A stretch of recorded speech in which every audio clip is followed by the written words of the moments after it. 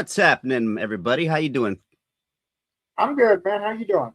Doing good, man. Good to see you. Good to see you. And good to see everybody back. We are back with no finagles, no mishaps, no pulling our And, hair and out our the last minute. and our guest is here. He's here. Wait, He's here. He's here. He was here. He's early, and we appreciate that. Um, just real quick shout out to everybody. Miss my cousins in the chat. So is my beautiful wife and our buddy Mikey. And we got 8 people watching, but they're kind of incognito. But everybody, thank you for joining us for now. We have a great guest tonight, Mr. George Kennedy. He is a former West Virginia State Trooper. He's been trained in other things. He'll let us know because I don't want to mess up his bio. But with all that being said, he is a trained observer, and he's had constant activity at his home, and I believe he's been other places as well, had encounters, but he'll correct me on that if I'm wrong, and I'm probably wrong. But yeah, just before we get started, just let everybody know, if you know anybody out there that's had an encounter and they'd like to share it someplace safe, send them our way. Send them to bfforestgiants@gmail.com, and we'd love to have them on, share their encounter, and just put it out there so it's not going to be a shock to anybody. We need it in everybody's mind that when they're out in the woods, that something can happen. And that sudden realization that there are things in the woods that will scare the bejesus out of you if you know about it ahead of time, it can prevent a lot of trauma. It's still going to traumatize you, but it may not be as bad. So send them our way. And even when it's real and it's there, yeah, you see it from 30 foot away in your vehicle. It's scary. And when you're in a vehicle that scary. can splatter it's yeah, absolutely. And then when you're talking to your friend on the phone and they ask you to get out, that guy sounds like a jerk, man. It gets scary, man. That guy sounds like a jerk. Yeah, so we are excited and thrilled to have Mr. George Kennedy on, and everybody, please welcome George to our podcast and giving us the honor to share his experiences. Hello, George. How are you, buddy? I'm doing great. Awesome. So you are in the great state of West Virginia. That's right. Yeah. Has that been a state that you've been in all your life? Yeah, more or less. And okay, so you know the area. Well, we're in the southernmost part also. So they call it the Free State of McDowell. Are you around Wheeling? Oh, no. No? I'm about 10 minutes north of the Virginia line. I can be in Virginia in about 10 minutes. I'm down here in a real rural, rugged place here back in the woods. Gotcha. Yeah. Cool. So tell us a little bit of history about your background so people can understand that what you've seen, you're not some drunk, crazy guy driving down the road or whatnot. You've got a background that's pretty in depth in observation.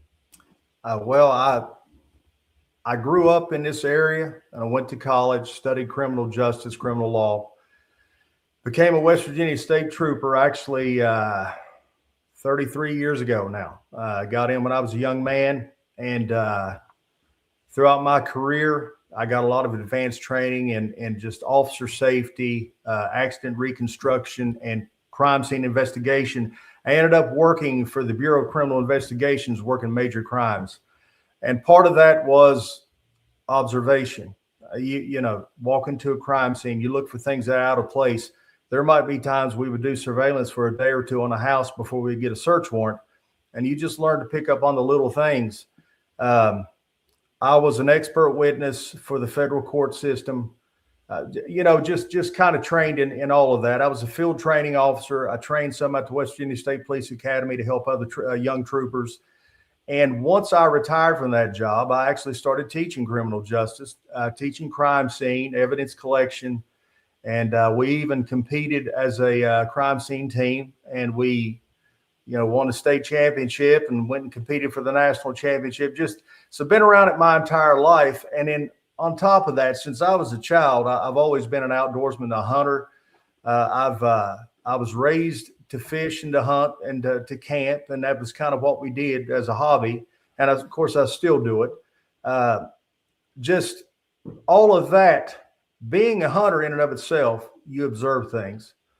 But becoming a West Virginia state trooper, then branching off and really getting into major crimes and crime scene investigation, you just, notice the little things is what makes you or breaks you. And just over the years, that's what I learned to pick up on. And honestly, when we moved back here to Southern West Virginia, my wife and I, and my son, my wife was pregnant at the time with our little girl. There was things going on that I guess you would say defied logic. So I would try to just ignore them. But that's a lot of my background. I teach school at a Christian school in Logan County, West Logan Christian Academy. And prior to that, I was a football coach and again, taught criminal justice. So kind of been around, did a little bit of everything. It sounds like, before I go any farther, it sounds like my wife will probably be reaching out to you. Okay. Because she watches all these murder mystery documentaries on how wives kill their husbands. And I'm pretty certain she's trying to find out the one that actually got away with it. Yeah. So she might be reaching out to you to help her out with disposing of the body sometime soon. So I am not suicidal, for people that are wondering. Okay. If the price is right, man, I can help her out. For the people that are wondering, I'm not suicidal. Check my wife's emails and look at her browser history. Yeah, no doubt about it. look for large withdrawals from her bank. Yeah.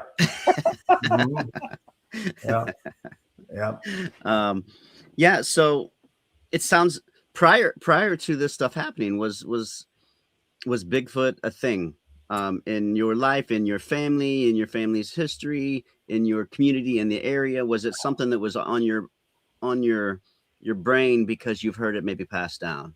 Well, yes and no. I mean, of course, we knew about, Patterson, Gimlin, whatever, as a kid, but that was something that, as I got older, became a young adult, because I stayed in the woods so much, it was not a thing to us. And the more you stay in the woods, the more you deal with people in society, you start to reason and believe that things like that maybe exist, but maybe not. You kind of need to see it to believe it. And my wife, no. Kids, no. And again, if you're truly a hunter and you spend enough time in the woods, you will never say never, because the one buck on the fireplace back here behind me, we'd only gotten maybe 4 or 5 trail camera pictures of him in 3 years. He was a ghost. I would find his deer sign, but you never found him. He'd gotten so wise to the woods, I didn't even hunt him. It was just a fluke that I had. So I knew that if there could be things out in the woods that we didn't know about, but it wasn't something I was looking for. And I think that's why I had such a hard time coming to grasp with it when I first had an encounter. Gotcha.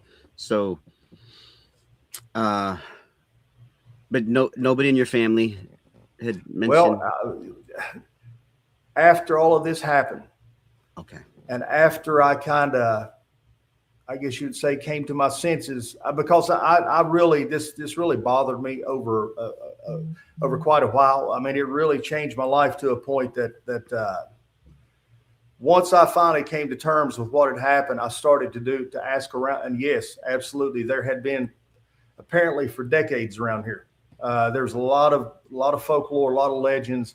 As a matter of fact, I'd had people ask me that before, and I would say no, not that I can recall.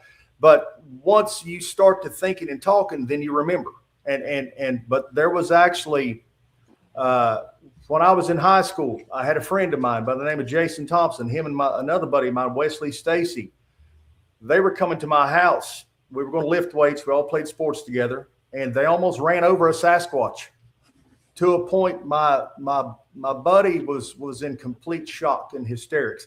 Now, when I say, but I'm 6'3", 235 pounds, I was the runt of the bunch. These guys are big boys. Jason Thompson, he went on to play college football, big guy. He was in hysterics. And literally this happened about 150 yards from my house down here on a major gas well, and it's a game trail. This thing runs right out in front of him, and he says he don't know how they didn't hit it, but he explained it as is half as wide as their car. It was a full-size car.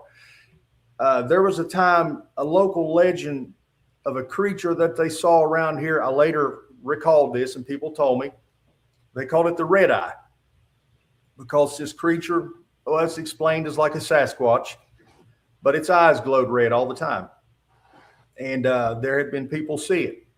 There was an incident that we later recalled and found out and looked into of actually one of these things supposedly running and jumping on one of the school buses down here in the local forest. Oh man, it's a crazy story. And it's true. I confirmed it by talking, because I remembered it as a little kid, but I think I blocked it out or maybe just forgot about it. But there's a place. My reaction was for the kids on how did this traumatize these kids. What happened was we live in an area down here where sometimes kids had to walk out of the hollow to get on the bus, still to this day. And what had happened, this lady had parked her bus in this holler and was waiting on the kids to walk out of their areas to get on the bus. And this is her regular routine. She would park and she would read a book, just sit and kill time till the kids came. And apparently this lady heard what she perceived to be one of the kids coming off the hill was going to try to play a prank on her, so she thought. So she, and if you can imagine, guys, the hills here, they're not hills, they're very rugged, straight up and down mountains. So if you park on a secondary gravel road here up against the mountainside, your vehicle is literally within 6 or 7 feet of the hillside. I mean, you could almost step off of one and be on the side of the mountain. So she had parked in this hollow. She hears what she believes is one of these kids coming down from the woods to try to scare her. Apparently, she gets off the bus to look, and she describes what she sees as a hair-covered monster. And it's coming off the hill toward her. She panics, clearly, obviously, forgets about the kids that are supposed to come to get on the bus. As she runs back toward the steering wheel area of the bus to take off, this thing jumps on the roof of the bus. And she hears it on the roof. She takes off in a panic and drives all the way back to the local little town called Yeager, where the bus garage was. And apparently she was in such a panicked state where she had just completely, it scared her to death. She was screaming and wouldn't get off the bus. And her boss tried to get her off the bus. Finally, one of the women went on. They got her off there, and she was convinced it was still on the roof of the bus. And she quit her job immediately and said, I'll never work there again. And that happened right across the mountain from where we live. And it's now a wildlife management area. It's about 13,000 acres. It's called Panther Wildlife Management Area. And I told this story to some kids when I was teaching in class one evening, and a girl raised her hand and said, Mr. Kennedy, I don't believe you. And I said, well, hey, that's the truth. That happened. She said, I just don't think that's true. So she was being so certain that it wasn't true. I said, why do you think it's not true? She said, I live in that holler you're talking about. And I said, how long have you lived there? She said, my whole life. And then I said, well, how about your family? How have they lived there? She said, my dad grew up there and my grandpa grew up there. I said, well, maybe they don't know, but go ask them. She said, well, I know they don't, because they would have told me. I said, well, just see what happens. Well, the next day, I'd forgotten about the conversation I had with the girl. The next day, I'm walking down the hallway, and a student says, Mr. Kennedy, I hate you. And I said, and I looked at her and I said, what? She said, I hate you, Mr. Kennedy. I said, why? She said, I went home and asked my dad about that, and he said it was true. And she said, then he told me about a bunch of other stuff that had happened. She said, now I walk out of that holler to get on the bus, and I'm scared to get on the bus. And she was probably 17, but her dad confirmed it. And he said, yeah, we all know about that. It's just something you come to live with. Now, they had a name for it, and there was a big cave there, and they called it the Devil's Den. So this creature they referred to as the devil. And it all made sense when all this come out. But she said her dad definitely confirmed the story. and that the grandpa confirmed the story, and they were aware of it, and there were several other things that had happened. And of course, she was scared, but that was something that I thought was unique. So I talked to the man who was the chief bus driver. He's passed away, but his son is a mechanic for a garage. I just so happened to one day stop in to get my oil changed. And I asked him about that. I didn't go into specific details because I didn't want the guy to think I was crazy, So I said, "Hey, did your dad ever talk about having something?" One of his bus drivers claimed something jumped on his bus. He said, "Oh yeah," and he knew. He said, "Yeah, down at George's Fork, this monster jumps on her bus, and she thought it was on the bus all the way back to the bus garage, and she quit." So he remembered. He said, "Absolutely, that happened."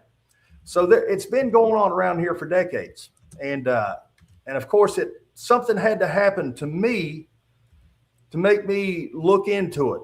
I'm not a researcher. I was just, honestly, I believe I developed PTSD from it to a point I really struggled with enjoying the outdoors at all after what happened to me. And once I started coming to terms with the fact I've got to get over this, I then started asking around and kind of doing a little investigative work like I used to. And the more I asked, the more I found out. And then some of my neighbors start talking to me and telling me things that I had no idea about. Like telling me about this, just what they thought was a gorilla had come up to the side of their property right on the edge of their yard and was shaking trees and making real loud gorilla sounds at like 2 and 3 in the morning. And just a lot of things. Yeah, it sounds like you've got a very active area. Would you like to take us into? Go ahead, Bobby. Yeah, actually, tell us about your first encounter. Okay. What actually happened? Well, leading up to this first actual what I saw, there had been a lot of stuff going on. And as a state trooper and a guy who got a lot of search warrants, I was always looking at things. Guys, I believe this. You look at something from a rational standpoint. You try to find any justifiable explanation as to why something would happen. And if you can come up with any rational explanation, then you assume that's what it was. So we would have things happen all the time, but I could always find a way to justify it. Just little things. And we would hear things. We would hear wood knocks. But again, a wood knock, a tree branch breaking. A stick hit the side of the house. Well, the wind blew a stick, it broke, and it flew up the side of the house. Things like that. But leading up to the encounter, and I kept having something getting in our trash. And I had a dumpster across the road. Now, I built a little platform because, again, the mountains here are straight up and down. The trash company drives the main road, and I'd have my trash can sitting on this little platform next to the road. For the average person, you would have to walk up on the hillside about 3 feet and reach up to get the cans off. So the lids would have been about 8 feet off the ground if you were standing on the main road. For about a week or two, I would notice we would get up in the mornings during the summer and something was taking the lids off the trash cans and going through the trash. And it was like they would take what they wanted, but then if they didn't want something, they would put it in a nice, neat pile, which to me was human. So when I saw this pattern of this happening, I told my wife, I said, I think that someone is doing trash runs on our property. Now, what a trash run is law enforcement will take your bags of trash and they will look through them to see if there's evidence of meth making materials. We used to do that all the time because when you set your trash out, it's now considered public property. You've discarded it. I thought, man, we're new here. Maybe somebody thinks we're cooking meth, and which was a scary thought to me because I used to dismantle meth labs.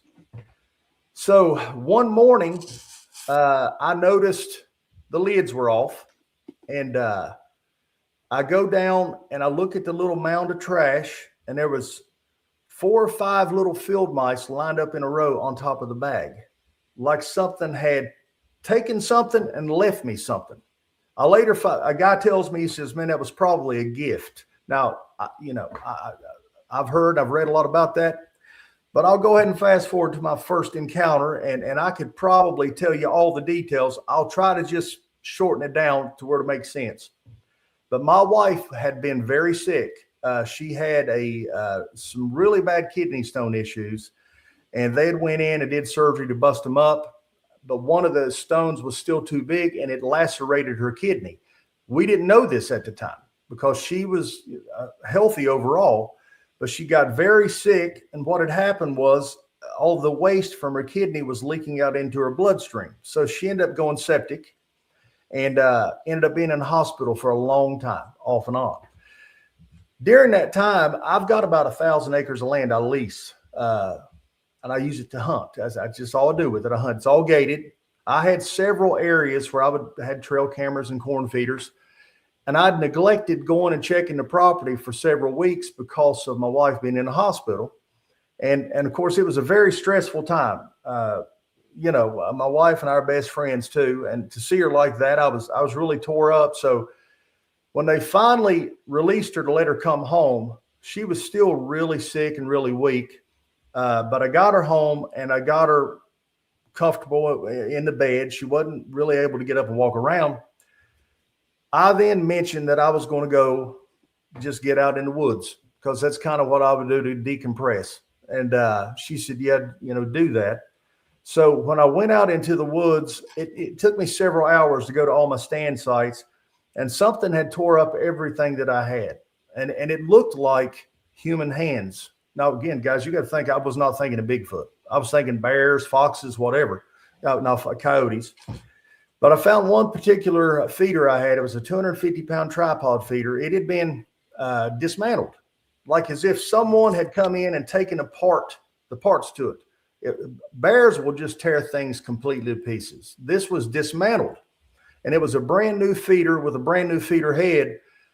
So that really upset me, and I was like, okay, I'm going to try to take this back home and put it back together, because literally there was pieces laid everywhere, but they weren't really tore up. It was like if you and I would have a temper tantrum and just start tearing stuff apart with their hands.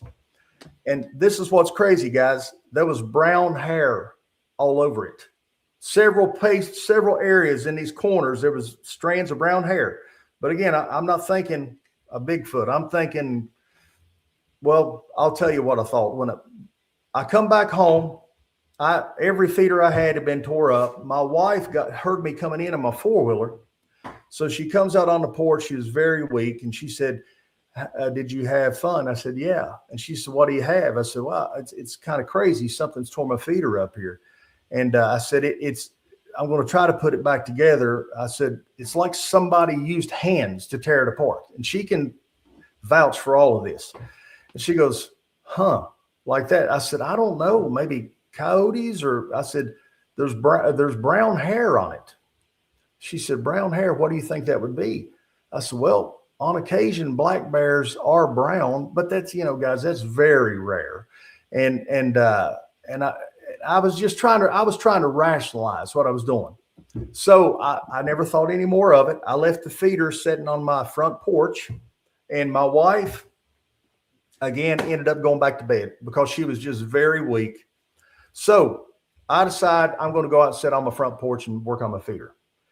And at that time, we had 2 basset hounds, and we kept them in a huge kennel up on the side of the hill. It was about a 50 by 30, just a big running area for them. But it just so happened they were out and about playing in the yard. And as I'm working on my feeder, the dogs start to act very nervous, and they're looking up on the ridge to my left across the road. And I then hear what sounds like how people explain a mountain lion scream. I think I may have heard a mountain lion before, but I've never seen one. It sounded like a woman screaming very loudly, but with a kind of a feline overtone to it up on top of the ridge. So I immediately thought mountain lion. Sounds like, I said, man, people swear there's mountain lions here. That sounded just like a mountain lion. Well, the dogs started acting nervous, and they were kind of growling, looking up to where the sound came from. And then I hear another scream. And this time it's closer, but it's probably 300 to 400 yards away, still up on the ridge. The dogs start acting extremely scared, and they hated being locked in their kennel up there. They hated it. But both of them turn and run toward the kennel, and I have the gate shut. So I had uprooted a tree when I moved down here because I was clearing the property, and there was a big hole in the ground. Both of those dogs got in that hole and was trying to hide, which I thought was odd. But as I'm sitting there working on this feeder, now guys, some of this stuff, it took me about a year or so to remember it. I completely blocked this out. I'll preface this by telling you that as a state trooper, I was involved in several situations where I had to use my firearm. I was involved in executing warrants on guys that, we knew we were going to get shot most likely. I got to where I had no fear of anything, and not to be boasting, but I was very good at just staying rational, and I could stay under control. This caused me to block this out of my mind. Okay. I'm sitting on my porch. I hear something that sounds like, the way I can explain it is if you were to take like an S10 pickup truck and put it on top of a mountain, put it in neutral and let it just start rolling straight down through the brush. That much, it sounded like a runaway truck coming through, just tearing the brush and tearing. It was immense. So I rationalized what I was hearing, because these mountains are straight up and down, that a major rock had broken off the side of a cliff, probably a couple 3,000-pound rock, and was rolling down the mountain, and it was tearing up trees. That's how loud it sounded. But when it got right to the edge of my property over there, when it opens up, the sound stopped immediately. And I'm looking, and I don't see any rock. I don't see anything. So to me, that was, it didn't, nothing was making sense. I heard something that sounded like again, a massive truck rolling in neutral, tearing up everything. And it stops right in an area where I should be able to see what's going on. I see movement. Okay. When I see movement, I look and I see a large, I say dark, like blackish. It was a very dark figure come right out of the edge of the woods. Now, at this point in time, I'm looking at this thing and I'm like, what am I looking at? And if it was daylight, I could actually take my laptop and I could show you where I saw this thing. I had gotten a picture earlier in the year of a black bear. And when people say 300-pound black bear, it's normally 180 pounds. I had a picture of about a 500-pound black bear on my trail camera. It was massive. So this thing was so big, my brain immediately goes to processing massive black bear. Okay, but it looked like it was on two legs. And again, I'm only about 60 yards from this thing. But my mind will not accept what I'm seeing. That's the best way I can explain it. Okay, this thing takes a few steps and it's looking right at me. It's looking right at me. But I had remember the dumpster I was telling you about, literally 30 yards here. So I'm thinking, my brain is processing massive black bear that stood up on its back legs to look at me and trying to find that dumpster. It's going to go get in my dumpster. That's how I'm reasoning. This thing squats down. Now, when it squats, again, it's easy for the human mind to now process this. And it was squatting like a human being would squat. But bears, I've got a bear right up here on the wall killed with my bow. I know, I've seen many bears in the woods. Bears will sit on their butt, on their rumps. Mm-hmm. And so in my mind, this big bear is sitting on its rump, and it's going to eventually go down and get in my dumpster. So that's how I'm reasoning through this. Okay. So I'm watching this thing, and guys, here's what's crazy. It was so perfectly still that had I been walking up the road and I'd have been about 20 yards away from it, you'd have never seen it. It just blended in so perfectly. But I actually get bored watching this thing. I go back to working with my corn feeder. And then I catch movement from my peripheral as it stands up. And as it stands up, I look back at it and I'm like, man, that's not a bear. That is not a bear. Okay, but then if I can demonstrate, I'll show you what it did. As it's looking at me like this, it does this and it turns side profile and it continues to look at me and it walks parallel to me. And I could see its entire body. I see it. I'm looking at a massive Sasquatch and it's watching. But again, guys, at this point in time, I'm kind of in a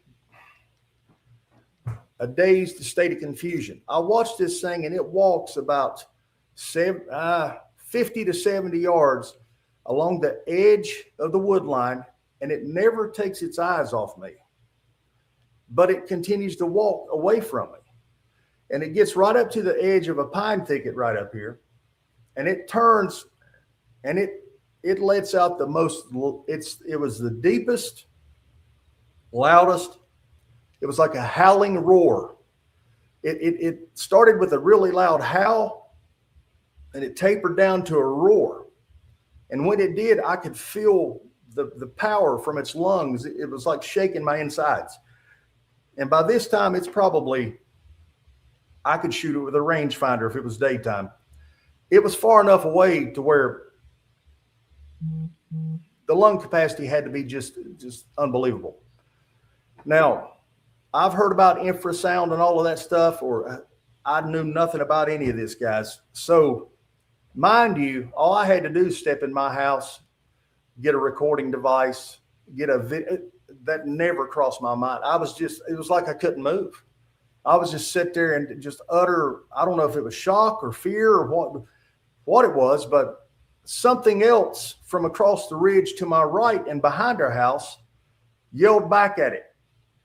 And then when it yelled back at it, that one hollered again at me, and it did another extremely loud roar. It was a loud roar with a howl mixed in, and as it tapered down, this time I could hear it growl. It went,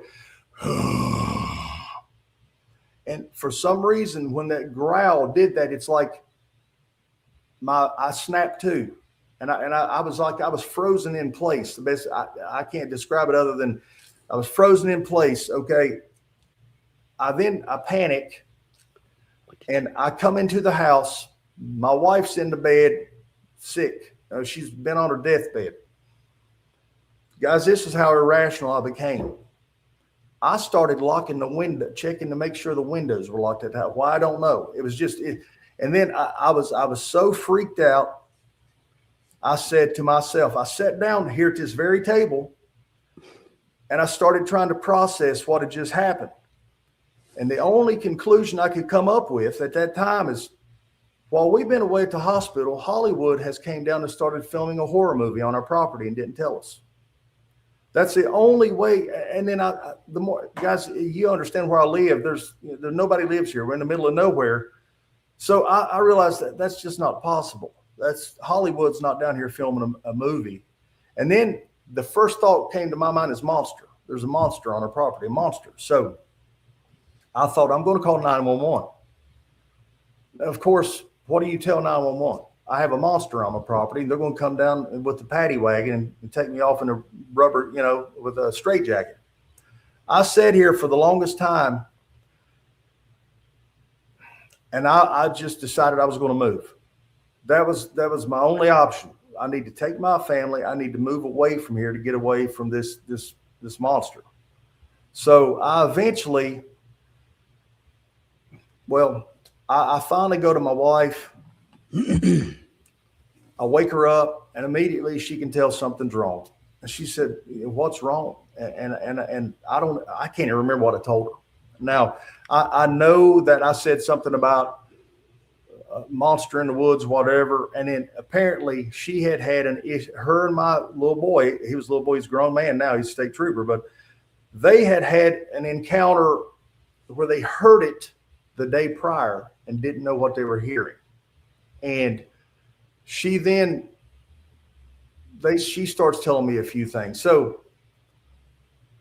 the best way I can describe, guys, from there, I went to where I got so scared, I would not, if I stepped out of my house, I would start to hyperventilate, which is, for me, I've never done that.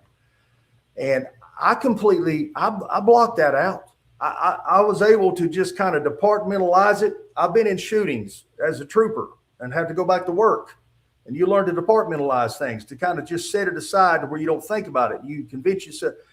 And I could never figure out why I was so afraid even to try to mow the grass. I would literally get so paranoid, so scared of just the idea of having to go out to mow my grass when nothing had ever happened to me before. I definitely didn't hunt. I've got four-wheelers side by side. I would not go in the woods for nothing. I didn't like to weed eat, I didn't even like to take out the trash. And then finally, I started to force myself to get outside a little bit. And as I did that, I started to remember everything that had happened. I had actually convinced myself it was just like a nightmare. And I can't even explain it. It's hard to put into words when your reality is flipped upside down. And something I remember thinking at that time, we look at ourselves, especially me at the time, guys. Like I say, I deer hunt with bow, and I own about every type of weapon you can. You know, I have 300 blackout. I got AR-15. I even got semi-automatic 12-gauge shotguns. You look at ourselves as an apex predator. When I remember that night, I had a 40 caliber pistol on my refrigerator, and I thought to myself, "There's no way this 40 caliber pistol would even." It would be like a gnat bite to it, and that was my first eyewitness encounter. That was the first one. And I find out later that some of the neighbors had been having trouble too. But I kind of kept my mouth shut over that for a while. I talked because it was really bothering me. I asked around a little bit. I have a friend of mine his wife runs the 911 center in another county. She's actually the director of it. And I spoke with him because he's in law enforcement too. And I told him about the monster I saw. And I said, talk with your wife privately to see if maybe they've ever gotten any complaints. He says, okay, man, I will. So he calls me a day or so later and he goes, man, you're not going to believe this. He said, you saw a Sasquatch. That's what he said. He said, she gets 2 to 3 complaints per month that they call into 911 there. It's a common thing. And then they go on to telling me about a state senator who just had an eyewitness account during the daytime. Him and his wife, as they were on a walk out at one of the local forests, and he was apparently within 30, 40 feet of it.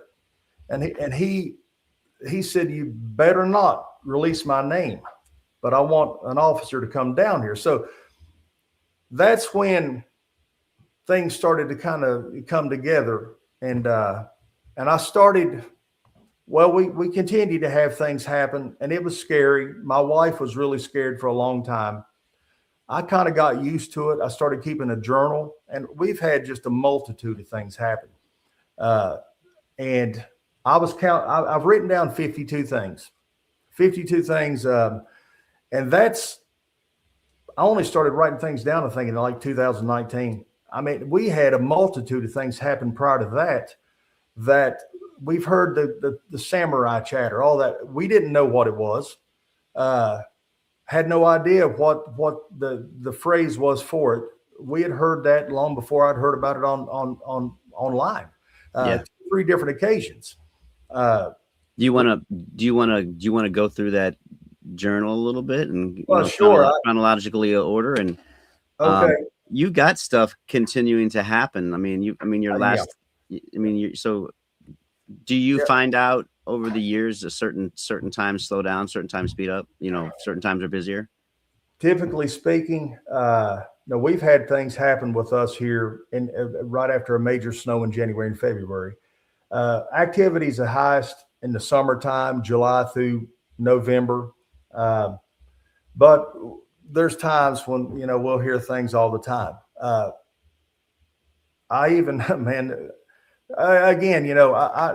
It's really hard to departmentalize this because we've had so much happen, but I had one of these things actually speak to me. Now, this is going to sound crazy when I tell you this, but When I say speak, it had said something, and it said it clearly, and it repeated it enough to where I knew what it said. So I was able to repeat it to someone else.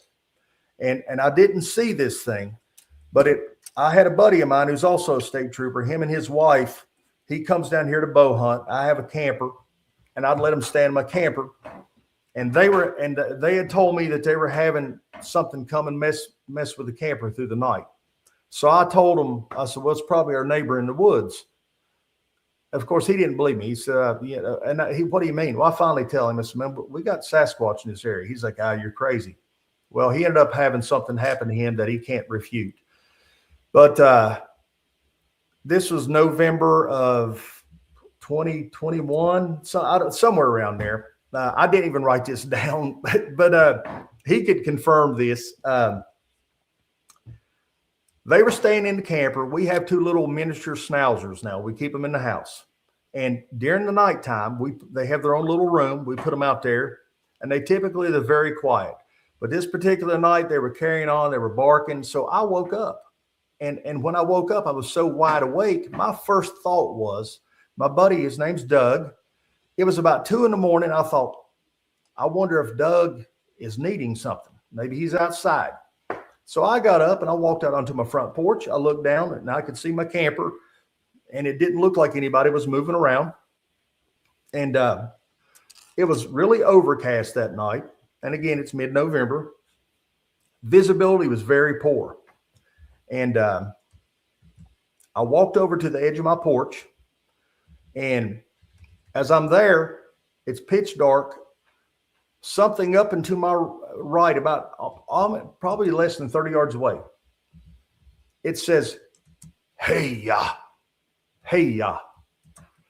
I immediately stop and I'm looking in that direction, but again, I can't see anything. And it again goes, "Hey ya." So, and it said it deep, like it was frustrated that I didn't acknowledge it, or I don't know, guys. So I did an about face and went back in the house. I tell my buddy about it the next day. He thinks I'm crazy, but his wife. You were goes, like, nope. nope. You were like, nope. Here's what's insane. My wife, his wife goes, no. She said something was outside this camper all night, and he was snoring and slept through it. And I said, what? She said, what sound did it make? And I said, hey. She said, that's exactly what it was doing to me. I said, really? Yeah. Well, so again, my buddy thinks we're both crazy now. Fast forward to a few days later, he takes her home and he comes back to hunt some more. And you're allowed to hunt here on Sundays on private properties. He was going to get up the next day, scout a little bit and hunt. So Saturday night, he goes to bed. Sunday, I notice about 11 a.m., he's down by the camper. I go down to talk to him. I said, hey, man, why aren't you hunting? He goes, I figured I'd go ahead and get out of here. Okay. And then he looks at me and says, man, were you messing with me last night? I said, what are you talking about? He said, seriously, about 3 a.m., are you messing with me? I said, no, I went to bed, you know. He goes, did your son? I said, no, I promise, man. I said, we go to bed about 10. He said, well, I said, what happened? He said, well, kind of the same thing happened to me that happened to you. He said, but a little more. I said, what happened? He goes, well, he said, about 3 a.m., I woke up because it was cold in the camper. And I told him, run the propane tanks completely out before you switch them over. So when I go get it filled up, you know, he said, I knew the propane had ran out and I needed to go outside and switch it over. He said, but I was going to get up at anyway at 4 a.m. to get ready to go hunting. He said, so I thought maybe I can just go back to sleep. He said, but man, then I realized I got to go pee. And I don't have plumbing hooked up to my camper. I got a camper site. He said, so here I am laying there and now I got to go pee. He said, and it's cold. He said, so I thought, I'll get up. I'll go swap out the tanks and then I'll go ahead and take a leak. That's what he said, and go back to bed for an hour. He said, man, when I went outside, I walked up toward the front of the camper. There was a bunch of deer in your yard and they were snorting. He said, I assumed they were snorting at me. He said, but I could tell that they were looking down the road on the hillside. And he said, which was odd. They were completely ignoring me. And he said, I went ahead and I flipped the tanks to switch them around there. And he said, I walked to the other end of the camper and was going to take a whiz. He said, and what he said, there was something on the hillside right across the road from me. He said, and it went, hey, ya. And he said, it first startled me. He said, I turned and I looked. He said, it was coming from the bank there. I couldn't really see anything. He said, it went, hey, ya, again. He said, man, you know me. He said, I did it back to it. He said, I went, hey, ya. He said, and when I did it back, this thing, its voice changed, or whatever, its vocals, and it got really deep, like it was agitated, went, hey, ya. And he said, at that time, he said, man, that thing threw a stick at me. He said, the reason being, a stick flew right by my head, right past my ear, and landed in the creek right by me. And he said, there's no trees at that camper. He said, he said, you know me, man. I try to find a rational explanation for everything. He said, but there were no trees. And he said, and this thing was on the hillside saying this. And then the next thing you know, a stick goes whizzing by my head. And then I said, I told you. And he goes, well, he said, man, I'm telling you, I can't explain it. He said, I believe you. And he said, I was so spooked I didn't go hunting this morning. So he stayed in the camper and didn't go.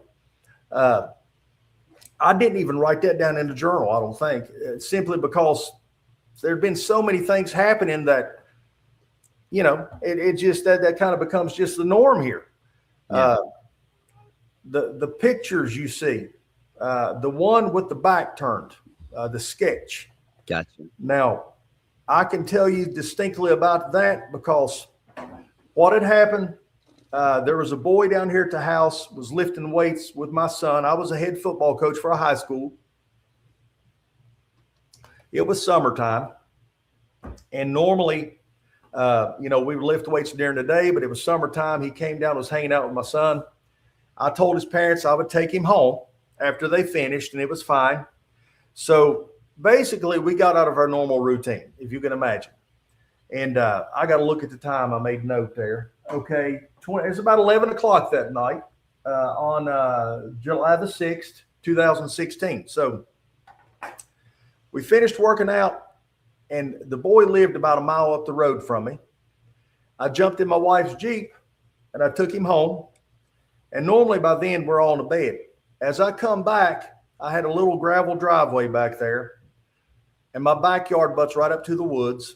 Her headlights of the Jeep I was driving pan across the backyard. And when it did, it illuminated that creature that was standing there with his back to me.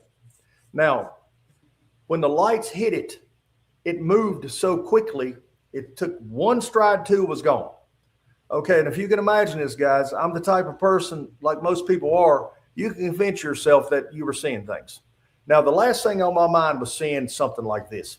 It was only about, I'm 6'3". This was between 6 foot and 6'5", maybe not even, maybe 6'3", probably 260, but it was jacked. I mean, I tell you, it reminded me of a college linebacker or an NFL linebacker build. And it had hair.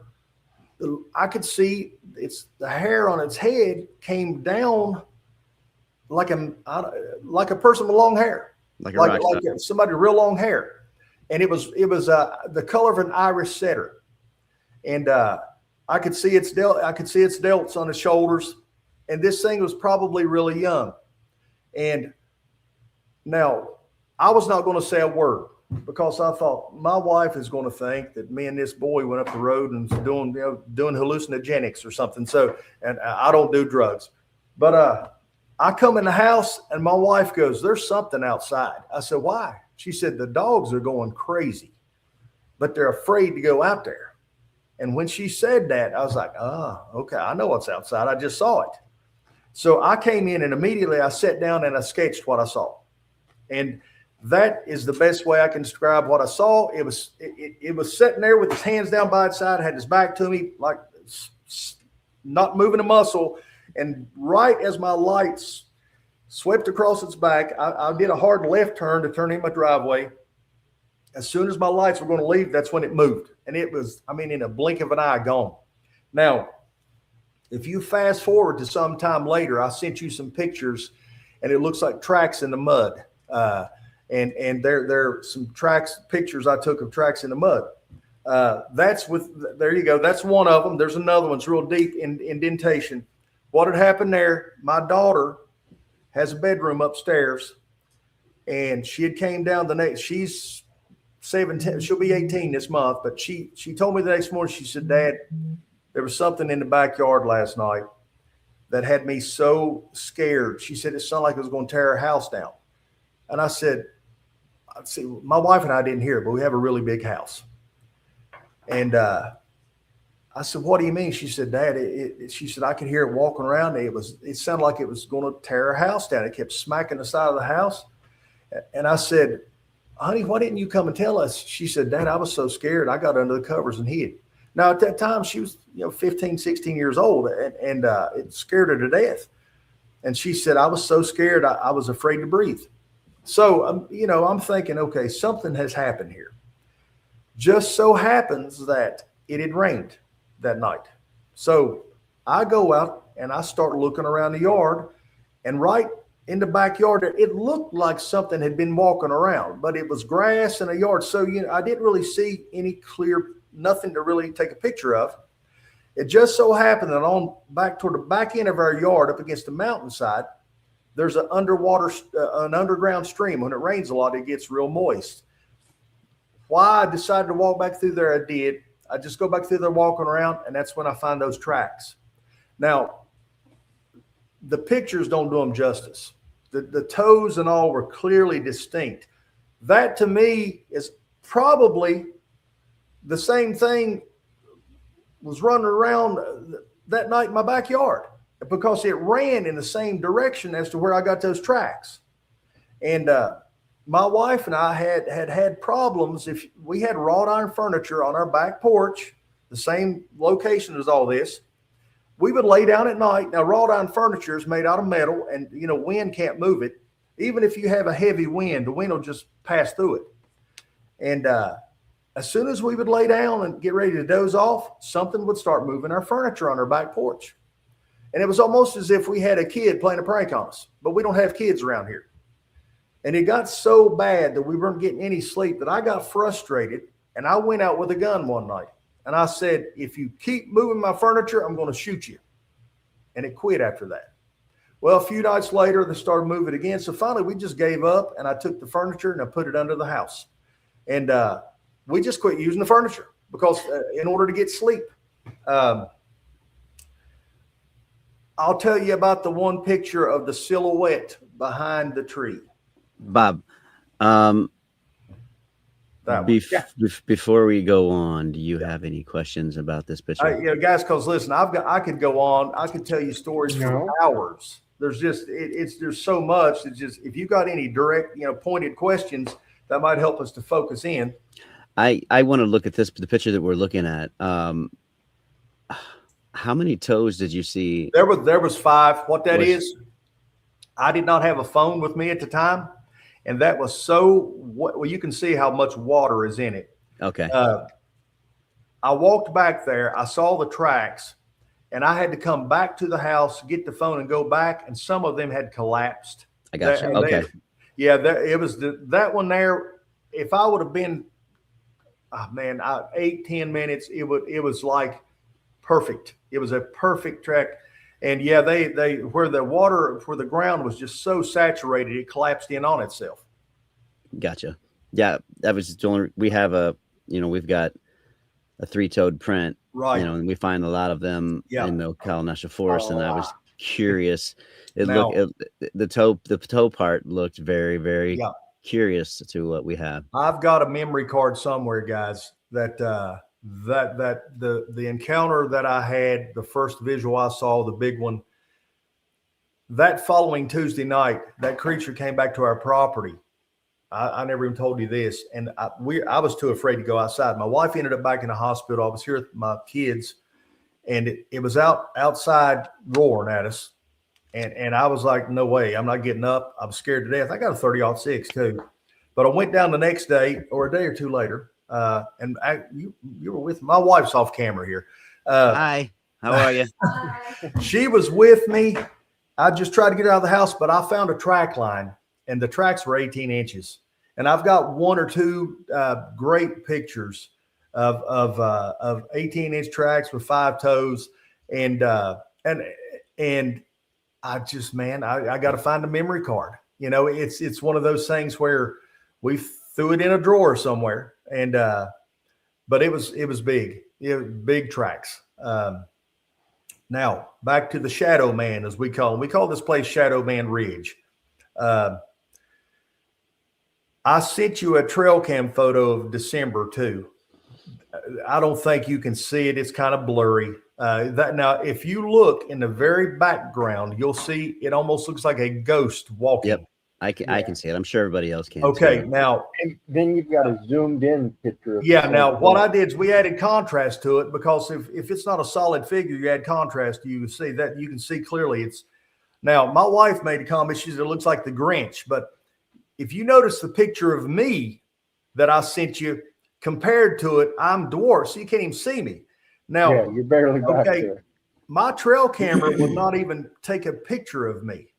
Now, that's a picture with a cell phone right by the trail camera, and a cell phone typically will take a better quality picture. So you can see that you can see that if you look to the bottom left, you'll see the strap from the trail cam. Yep. And it would not even trigger me. With my boots on and toboggan, I was 6'5" in that picture. And I'm actually standing to the front of those down trees. If you notice, that thing is on the other side of those down trees. Yep. And so whatever that is, move through there, it's got to be big. And that is the same place within 150 yards where I drew the Shadow Man picture. And my son and I got audio recordings of these things roaring at us. And actually, the guy from Small Town Monsters put it on one of his videos, because what's the doc's name from Winfield? Russ Wilson? I think it's Russell Wilson. I might be getting his name wrong. He had told them I had some audio, and they cleaned it up and put it on there. But this particular ridge, we've gotten a lot of stuff. So I got this trail cam photo I sent you. And again, guys, you know how it is with today's technology and AI, pictures are not worth much. But I was up there cutting trees out of the road, a logging road on the property. And these mountains are so straight up and down that sound carries forever. And I kept feeling like somebody was watching me, like I was being watched. Now, my thought was someone way down in the hollow on private properties hearing me cutting wood, and they might think I've come in on their property and cutting trees. That was my thought. And they're coming up here to see what I'm doing, and maybe they're afraid to approach me. Russ Jones. That's Russ's name. You guys may know Russ Jones. Russ Wilson's a quarterback for the Seattle Seahawks. So I'm okay. Anyway, so we'd love to have him on. I'm cutting trees, and I keep feeling like somebody's watching me. So I'm getting paranoid, thinking, man, some property owner's going to go off on me, not knowing what I'm doing. Well, I take a little break. Now I'm left-handed, so everything I do, I'm do a lefty way. I kept feeling like something was watching, but I could never see anything. I'd look over my right shoulder, as I couldn't see anything. So after I finished drinking some water in my side by side, I'll go back to these logs. They were big. They were massive logs I'm cutting. I switch and go to the other side to change up my technique so I can look over my left shoulder. So it'd be something totally different. And as I'm cutting these trees, I look over my left shoulder and I see that figure. It was behind a tree and it was peeking at me. And it was like it almost vanished. Now, at that time, I couldn't explain it. And then I started thinking, is somebody watching me? And maybe they just had on solid coveralls and maybe a toboggan. So I go over, I just walk about 15 feet to my left and I don't see anybody.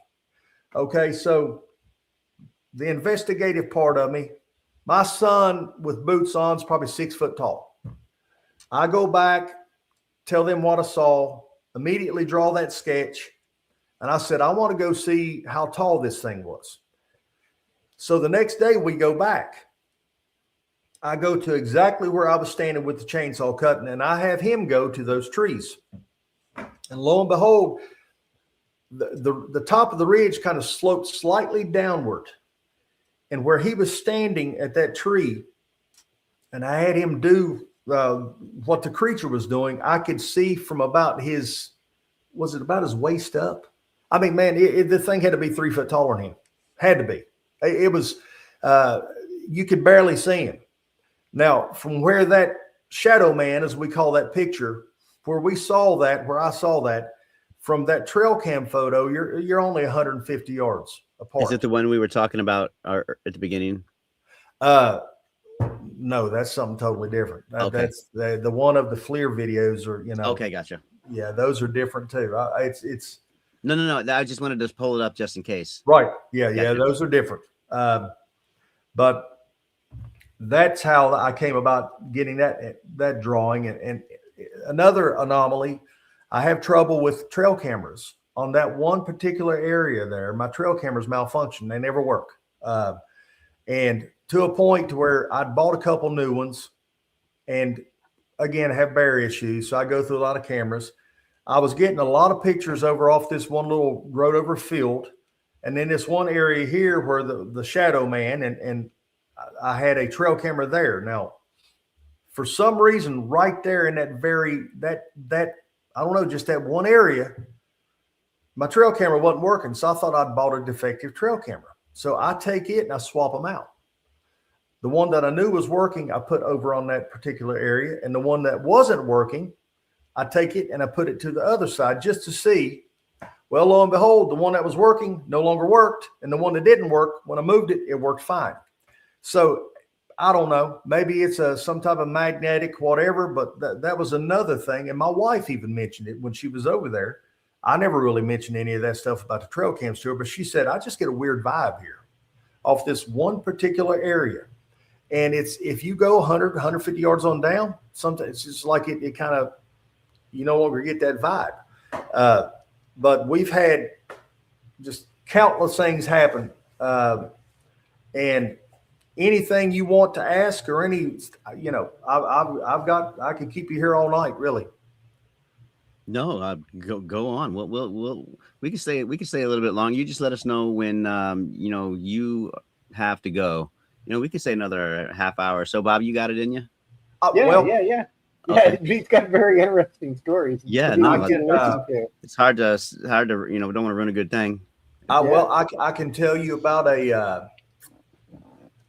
the first time we had what would be samurai chatter, how that actually happened. I've kind of vaguely spoke about it, but we were laying in bed. It was after a football game I'd coached in. That's why I remember it so distinctly. It was about 2 a.m. We had just bought a brand new Ford Explorer Limited, super nice vehicle. And it was sitting in our back driveway. And I'm awakened. I'm a light sleeper. So I wake up to what sounds like arguing out in the back driveway. It sounds like arguing. But again, whatever it was woke me up. So I immediately kind of nudged my wife and said, hey, wake up. And I said, I think somebody's trying to steal our Explorer. That's what I thought. I thought somebody's trying to steal our vehicle. And again, that comes back to being, I don't know, pessimistic because of the state trooper in me, and so she wakes up and we can hear the argument going on. And it sounds like the man is right in our driveway and the woman is in the gravel road next to the driveway. And it sounded like the woman was kind of scolding the man, like, get out of there, that type of thing. But we're listening. And the first thing my wife goes, she said, what are they saying? And I said, I don't know. She said, she said, it sounds like they're speaking Chinese. And if you can imagine, the real deep male was going, and then the female, I say what I perceived was female, had a deep voice, but it was higher. And it sounded like she was chastising this guy, like, get away from there. It was, and we had no idea. We had no idea what we were listening to, guys, because this happened after we had that. I had that encounter, but I had not heard about samurai chatter. And my wife and I both heard it. And this is how clever, smart, how good hearing they have or whatever.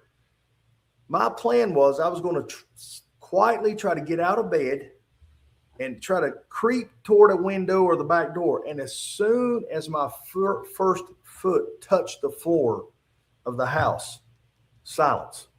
They went from being in a full-blown argument outside to boom, just like shutting off the tap.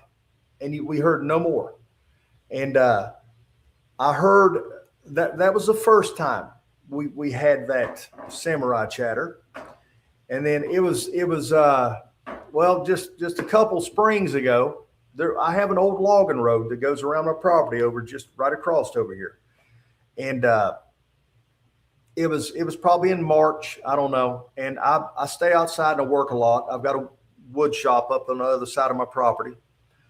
I heard, the best way to describe this, guys, being a parent and knowing how my wife worries about her kids, it sounded like a female, like a mom, but speaking that gibberish, and it sounded like it was looking for something. It was coming around that upper logging road, and it was making those sounds, and you could tell it was turning its head. It was like it was projecting the vocalization. And I ran in the house to get something to record it with, and by the time I came back out, it no longer did I hear anything. But that was just, that was another occasion we had. And we have had, I won't tell the name of the lady because she probably wouldn't want her name to be released, but I used to work with her. She's a school teacher. Now, the old saying, as the crow flies, she lives about 3 or 4 miles from us on up the hollow here, up on top of the ridge. Where my hunting property is, it kind of feeds into where all these people live, because here in southern West Virginia, you have mountains that are straight up and down. You got tiny little roads, and everything is basically cut out through here by creeks. So you kind of follow the creek wherever you go. But she pulled me aside one day, and she was very upset. And she said, "Can I talk to you privately?" Yeah, the first thing I'm thinking is, well, something's happened at work or whatever. So she asked me to walk outside with her. So I did. And as we're outside, she said, "Mr. Kennedy, I need to talk to you about something." I said, "Okay." She said, "Did you have something happen on your property?" And I kind of thought I knew what she meant, but I said, "Well, you got to be more specific." She said, "Oh God, Mr. Kennedy, did you see something on your property that scared you?" Well, then I knew what she was talking about, but I wanted her to kind of tell me. So I said, "Well," I said, "Yeah, I did." She goes, "Oh God, I know what it is. I know what it is." I said, "You do?" She said, "Yes, I saw it too." So I said, "Well, tell me what happened." And she said, "Well, every morning when I get up to go to work, I have a routine." She said, "I'll get up, and the first thing I do is I let my dog go out. Dog or dogs, I can't remember. I let him go out to use the bathroom." She said, "And normally I'll get up, and as I'm getting ready, I'll eventually go and open the door, and I have to more or less force the dog to come back in because it wants to stay out and play." I can't remember. She said she had 1 or 2 dogs, but she said the other morning I got up and let the dog out. And she said, no sooner did I was making my coffee, did I hear the dog scratching on the door and whimper. She said, "I thought that was odd because normally I would have to force the dog to come in." She said, "So I went to the door to open it, and as soon as I did, the dog come running in with his tail tucked and got in the corner and hid. Acted very scared."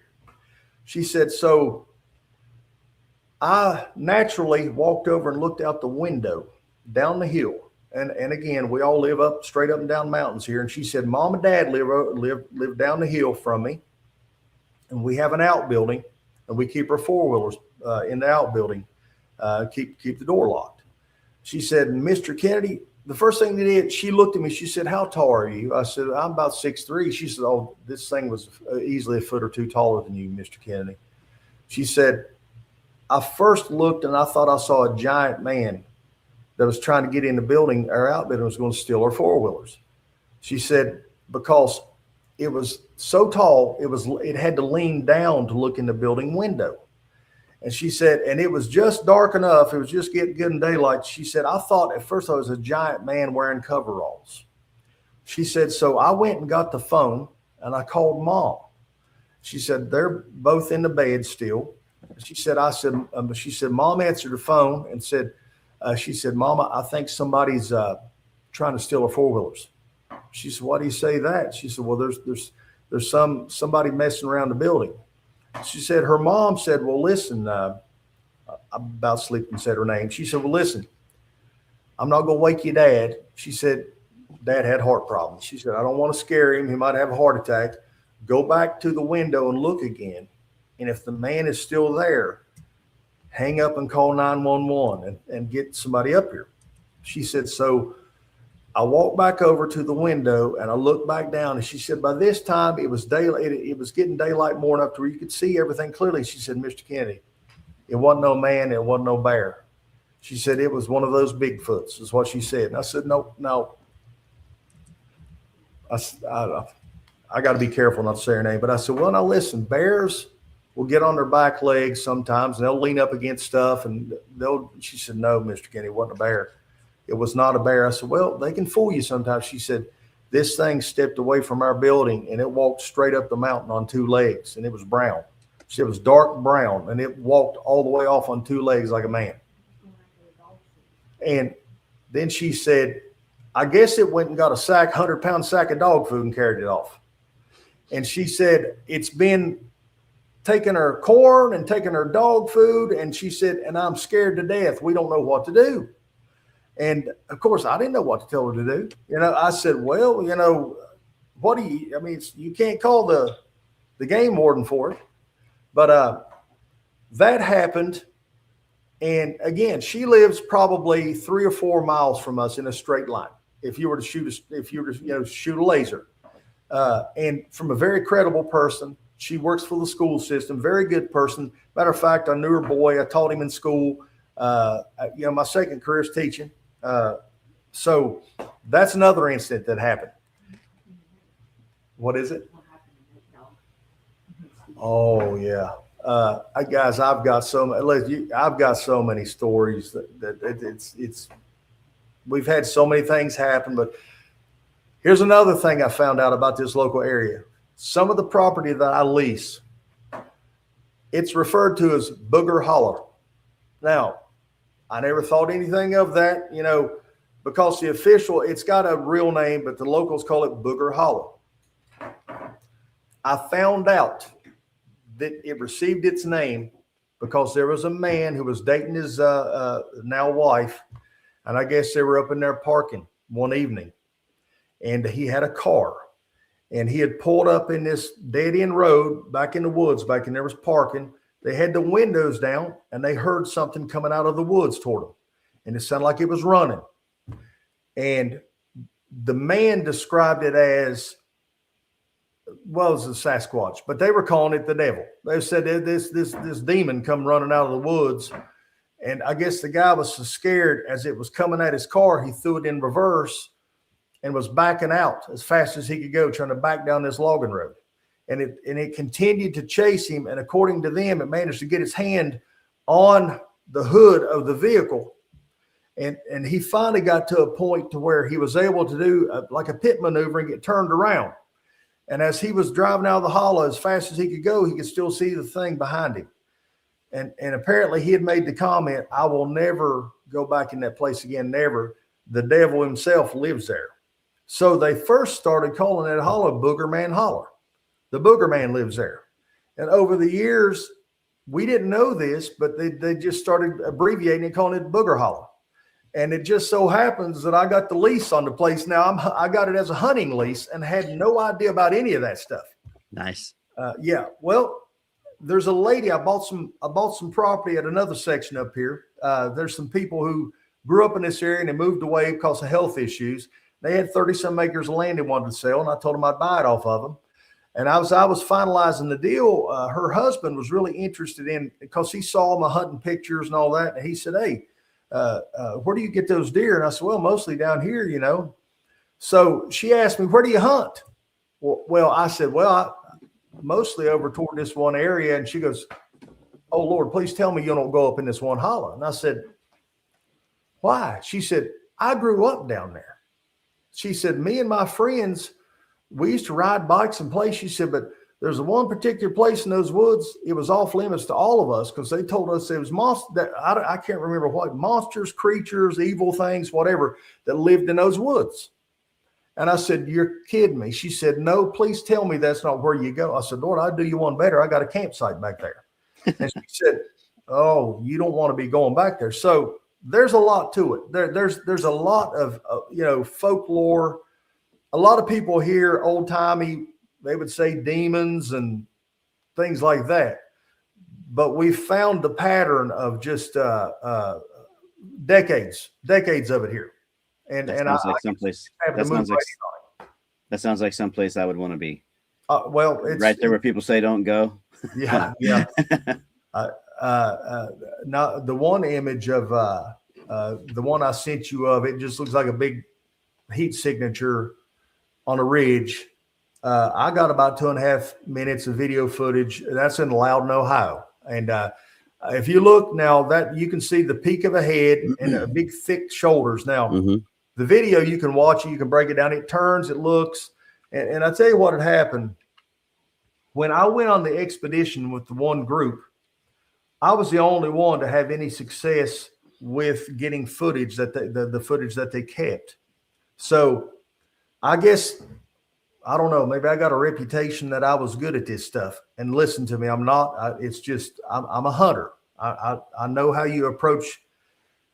I think it was just a fluke luck thing that I got the footage at the one place. But anyway, there was a woman supposedly having some trouble on her property outside of Loudon, Ohio. And a guy called me and he said, "Hey, we're going to go camping there and look around that property to see if we can find anything. Would you want to go?" And I said, and it just so happened to line up with our spring break. So I said, "The only way I'll go is if you let my wife and daughter go. We'll make a little camping trip out of it." They said, "Absolutely." So we go, and we had a tent. It was about 20 degrees, man. It was cold, but it's beautiful there in Loudon, Ohio. I'd never been there before. I get some backstory. Apparently that they had about 15 or 20 people there. There was a lot of people with a lot of high tech equipment and very expensive drones. I'm an old school guy. When I hunt, I believe you go in, I don't use flashlights or anything. You try to be quiet. I'm talking about a deer hunt, a bear hunt, or whatever. So I'd kind of taken the same approach to that the few times that I've been lucky enough to get footage. So I get an idea of where they're saying that they've been hearing stuff. And I said, "What's the latest, the most recent event?" And it had just been a few days prior. And then they gave me the general direction where it happened from. I said, "Okay." So at about 9 o'clock that night, they were going to go out about 11. I told them, I said, "Guys, I'm going to take my daughter and I'm just going to go out and I'm going to do a little scouting around with me and her. And I'm not going to use a flashlight or anything. I'm just going to get an idea of lay of the land." They said, "Okay." So I left with my daughter, and I hadn't went about 600 yards back in there, and I heard a distinct wood knock. I didn't tell my daughter what I heard. She was about 30 feet behind me. I just stopped and I turned around. I asked my daughter, I said, "Did you hear anything?" She said, "Dad, I just heard one wood knock." I'd only heard one, and it was clear and distinct. So I turn around, go back. I tell the people there. At first, I don't think they took me that serious.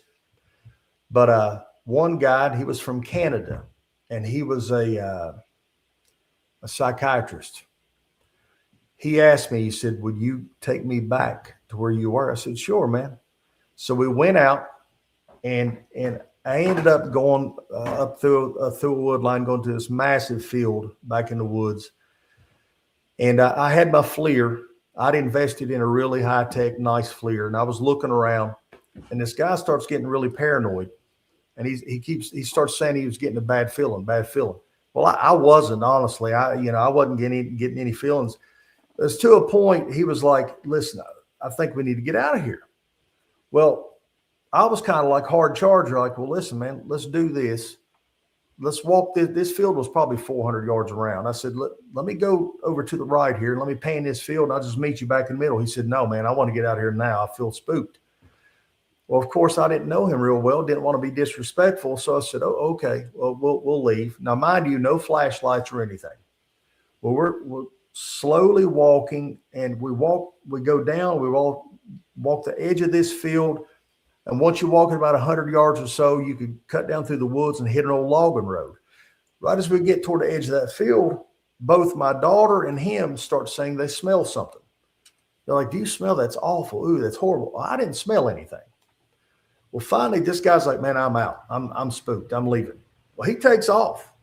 Well, I asked my daughter, I said, her name's Grace. I said, Grace, what are you smelling? She said, you don't smell that? And honestly, I didn't. I think since COVID, maybe I lost some of my sense of smell. She said, it smells just like wet garbage and poop. So I'm thinking, heck with that, man. I get my FLIR. I start looking.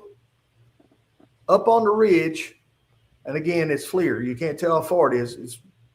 I see this massive thing, massive creature. And I'm thinking that it's watching me. And I'm thinking it has to, how does it not? And I literally filmed this thing for 2.5 minutes. You can see it turn its head. You can see it move its torso. And it eventually steps off screen and leaves. Okay, toward the end of this video, it's either a squirrel or a raccoon hops up on a tree close to me. Like it has to be within 10. I've been there, for about 5 minutes overall. And this rodent, whatever it was, hops up on a tree right near me. So you can get a size comparison. You can see this thing way up on top of the ridge dwarfs this either squirrel or raccoon that's real close to me. So you can tell it's very big. Well, I later figured out what was going on. The people at the house who were having trouble had a back field down by the back of their house. And they had went out and they had built a bonfire. And they were all sitting around the bonfire talking and doing whatever. And where I had went way up and come through the woods and went up to this massive field to clear cut, this thing was up on top of the ridge off that clear cut looking down in the valley watching them. And I just so happened to be lucky, and I come in around it and up and under it, and I got this FLIR footage of it as it was watching them. And I said, I didn't really know what I had on footage. I went back home. We downloaded it. I saw that. Then I got with property owner, and I said, hey, I got some footage of something here, man. Well, they were pretty pumped about it. They sent it off, and I won't mention the guy's name, but he's all over TV, and this guy's got a real good reputation. And his conclusion was, I guess they put it through a bunch of software and whatever. It was either A, I hoaxed it, or B, it was real. So there you have it. He said, definitely it's either a good hoax or it's real. Of course, I didn't hoax it, so that's where that I just gave you one still pic because there's so much video, it's hard to send. It's like the file's too long. Now, that's a different one there. That picture, if you notice toward the front, those white blobs at the front, those are white heat signatures of deer. That black area is a big field. And the white signature, the one looks like a dog silhouette, that's a deer. And to the left, the little pointy triangle, that's the head of a deer. And toward the background there of the one, it looks like that's a deer's head. It's bedded down. Now, if you look beyond the black area toward the background, you'll notice it looks like trees. And you'll see the silhouette of something. That's a Sasquatch. Also got about 2 or 3 minutes of footage of a Bigfoot stalking deer. And that is in Greenbrier County. Let's touch on this picture real quick, John. I don't mean to cut you off because I at the beginning I didn't know what I was looking at. I didn't realize that I was looking at a picture where everything was on white hot. So right. White hot means, for people that aren't familiar with thermal, everything in this picture that you see, the lighter colors is what's heat. Yep.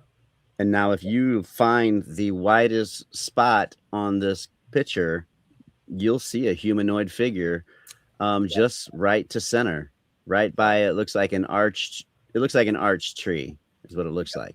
Mhm. And so I wanted people to see, because I struggled. I'm like, I don't, I'm looking at the whole picture and not realizing that it's Yeah. thermal, even though you told me. Yeah. Well, I've got the video, but again, if you watch It's the video, you can watch it move. It turns its hand, it moves its arm, uh, and the thing about thermal FLIR is, for instance, if you get a human being and you're getting FLIR footage of them, their clothing will cause the heat signature to be dimmer, and then if they're wearing, say, a short sleeve shirt, mhm. then from their mid arm down, their arm will be a lot brighter because Yeah, it's there's a not heat covered. difference. Yeah, And if you notice, it's consistent. yeah, And also it's consistent with something with hair, because the deer have very short, fine fur hair, and the deer's each follicle has, they're hollow. They keep air, so they're going to be real bright. That thing there is clearly, it's dense, and it's got a hair over it. It's completely covered in hair, and that's why you get one consistent heat signature. Now that I could go on and on for forever. I actually, that footage, uh, I got that a couple years ago. I went on a camping trip. Can't really get into it, yeah. but not to say that I have a knack. I approach that as if I would be deer hunting, because I don't use lights. I'm super quiet. I try not to make as much movement as possible. But I didn't know at the time that creature was 307 yards away from where I was standing. And I was slightly elevated, and I had trees in front of me that would have completely hidden my body. And it was just a perfect scenario. And again, total luck. It was down in a bottom right off of a river, and it was stalking those deer. And I just so happened to catch movement as I started to watch it, and that's how I was able to get those pictures and some video. But I kind of took the approach as I did when I deer hunt, and I've been pretty lucky with my hunting over the years. So kind of took a probably a little bit different approach. Didn't use much technology at all.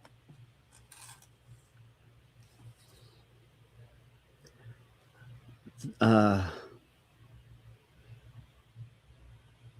with that thermal and the gentleman that you were with, Yeah.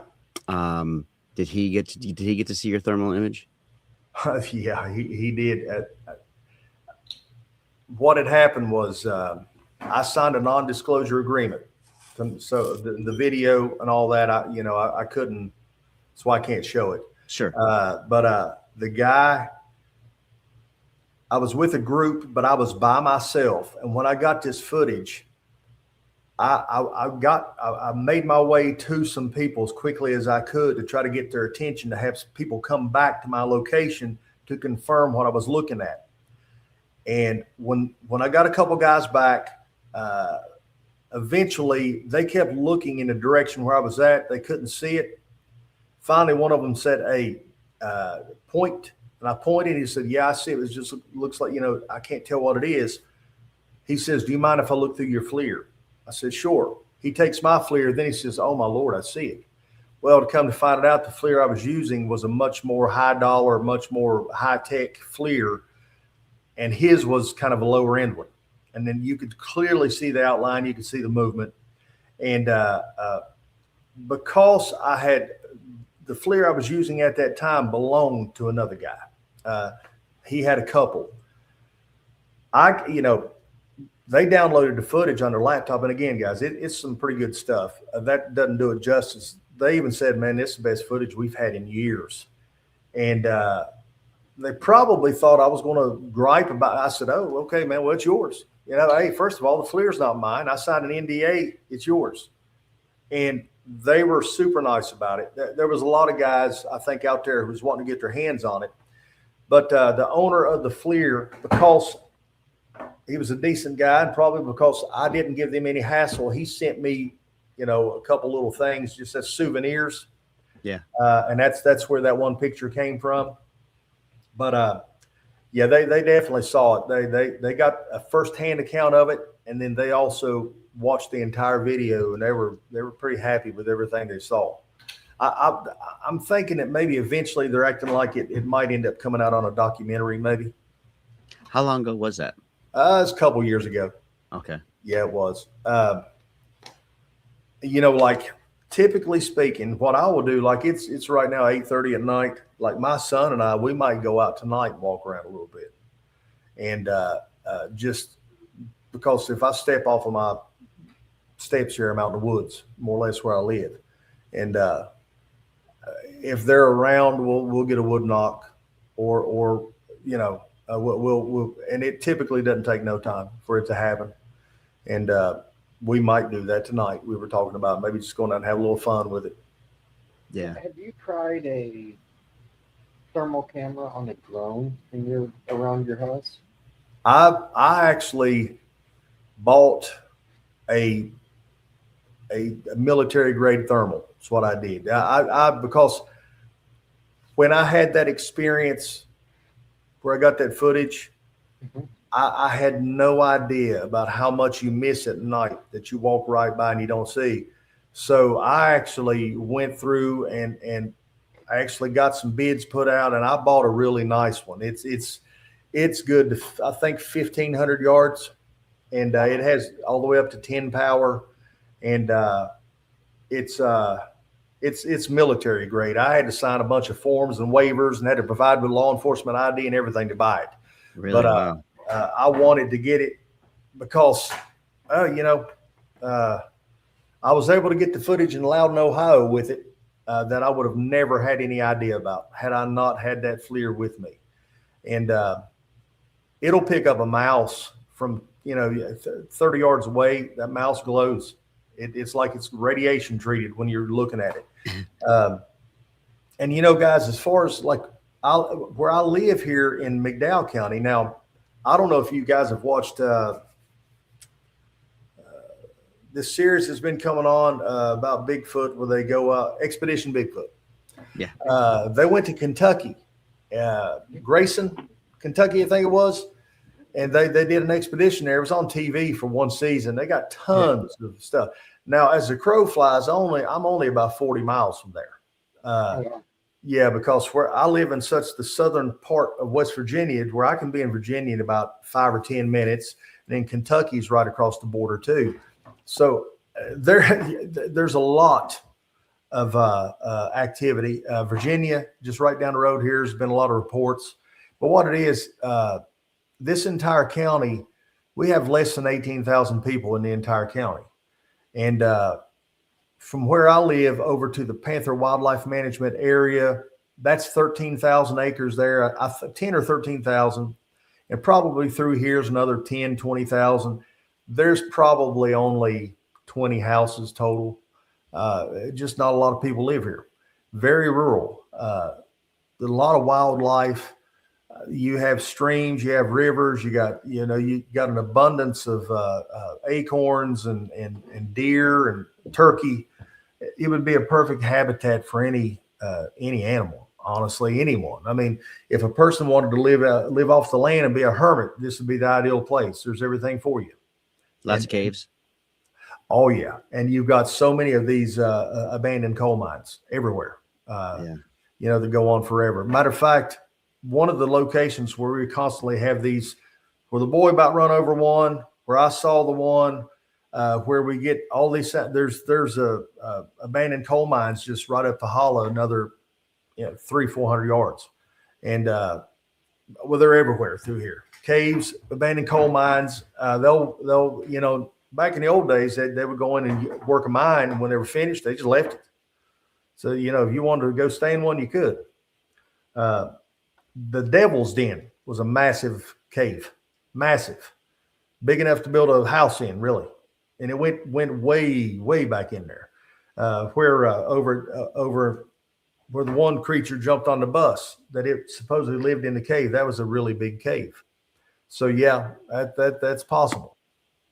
I got another thing I got a neighbor who took a picture of, and they were up we have a schoolhouse down here, right down the road from me. It was built in the 1890s. It's a one-room schoolhouse. So, of course, it's abandoned now, but there's a little hollow that goes up in there right by the school. So we call it Schoolhouse Hollow.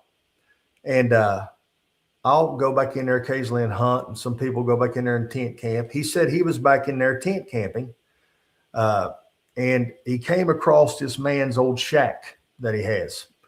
And he was family with him. He said, so we all just went and was kind of hanging out in the shack, playing cards and all that. He said, man, we heard something walking around the camp that night. And he said, they had an old disposable camera. Remember the ones you would wind up and they had to film it. Apparently there was a camera laying in there. And he says that he's going to provide me the pictures. He's looking for it. But he said, man, we shined a light. And he said, the best way I can describe this thing, he said, it looked like that cousin It of Adam's family. He said it was covered in hair. You could see its feet and hands. That was it. He said, I got a picture of it. And I said, he said, man, I'm telling you, I got a picture of it. He said, it's one of those. He said, that camera took a picture. It worked. He said, I got it developed. He said, I'll bring it to you. Now, this is just 2 or 3 days ago when he and I talked. Oh, geez. And out of the blue, he had messaged me because he had heard about me having all these things happen. And I guess he had said that he was having a lot of howling and roaring going on. So he messaged me to see if I knew what it was. And I said, man, I don't know what it is. I said, it could be, but then that's when he told me about the Polaroid picture he'd gotten. And so if I get that, I will definitely get it to you guys. You can look at it. Oh, we love that. We love to. Yeah, absolutely. Love to see it. I mean, yeah. No, and it still sounds like you've got 40 more things to share with us. Man. Yeah. It's 8:40 and we're gonna wind down, but we'd love to have you back, George, Okay. man. And you've been an amazing guest, man. And we really appreciate it. Absolutely. Basically been glued to the screen. Well, that's with all good. of your information. No. I just would love to have you back and follow up, and heck, I would love to be down there in your Devil's Holler, man. I ain't playing. I'd love to be down there. Hey, I have. If you guys, that's something you'd like to do this spring or summer, we can make it happen. I took a guy back there, and I said, I guarantee you we'll hear something 10 minutes into it. I built a fire within 10 minutes, and he's like, I want to get out of here. And I said, and the guy will tell you this. This guy's pretty hardcore, but it completely freaked him out. He was like, man, I want to.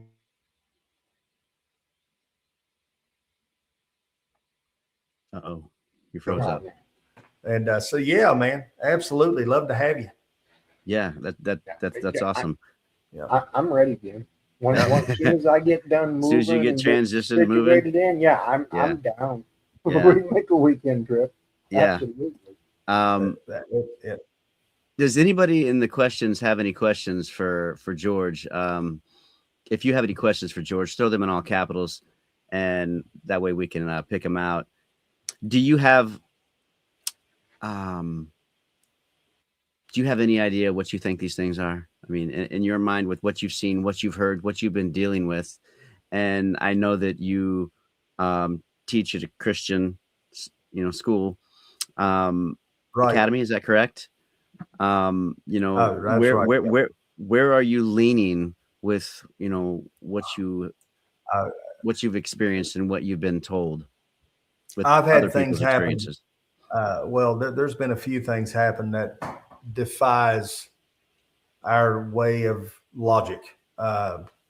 So they got some type of ability to be able to cloak or hide, or because my wife and I have had things happen to us that's like, okay, there is no way we should not be seeing this thing.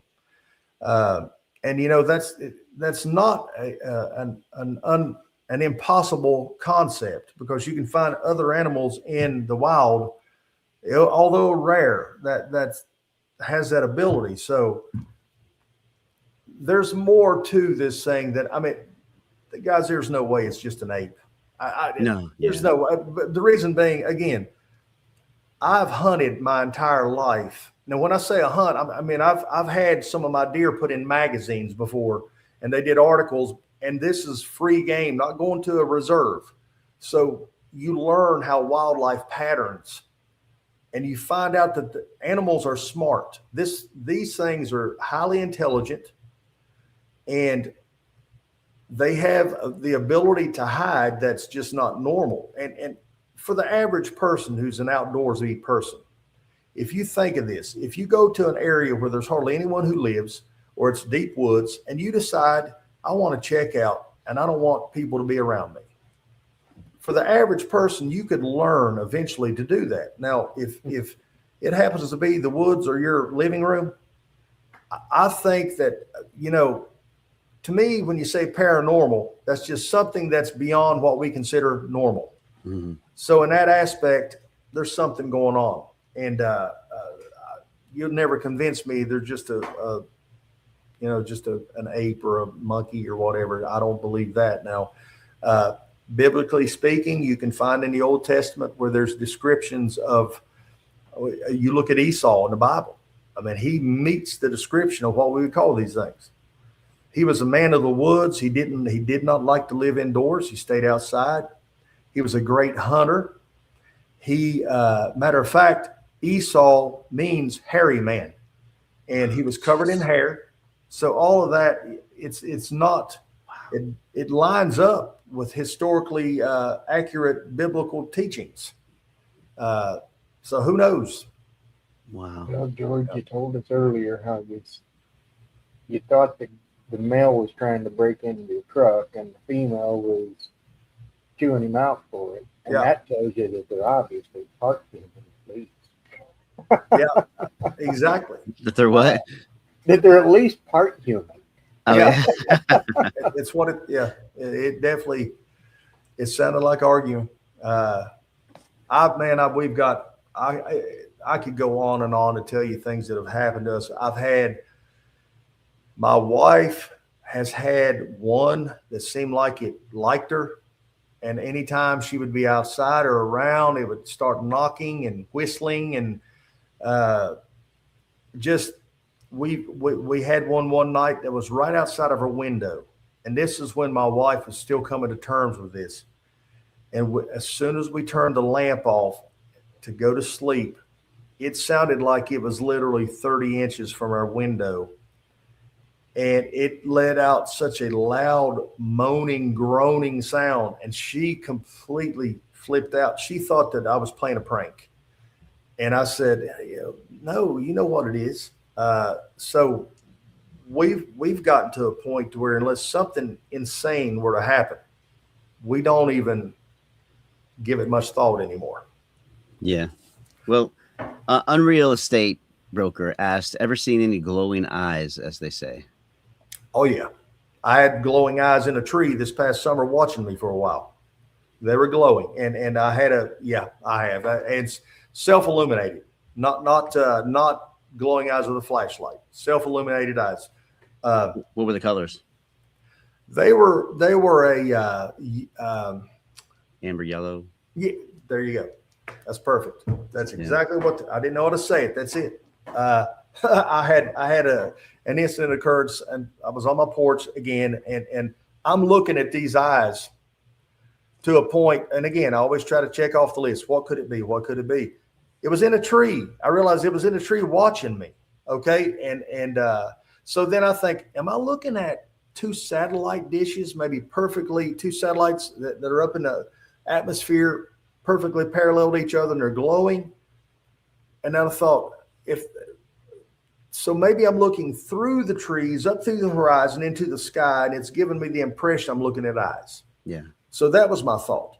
And then, like, I know it's, of course, it's not firefly. These were big. So as soon as I go to step off my porch to walk into my yard, they disappeared. I still don't jump to conclusions. I'll wait till the next day. And this thing was probably about 15 feet up in a tree, right off my yard. and it was watching me, and it had glowing eyes. And this past summer, I was up at another part of the county with a guy had glowing eyes. The same, the amber orange came in, and of course the old red eye. The old folklore of the red eye here. Supposedly its eyes glowed. So yeah, we've definitely had the glowing eyes. Yeah. East Tennessee, I had video of some amber yellow eyes. You remember that video, Bob? Yep. Yep. Yeah. Yeah. Just clear as all get out. Patrick Noble, we know Patrick. He's a good dude. He says, I'm from Summers County. Would love to hook up sometime. Oh yes, Summers County. I was up there. Well, this past summer, absolutely, man. I'm game.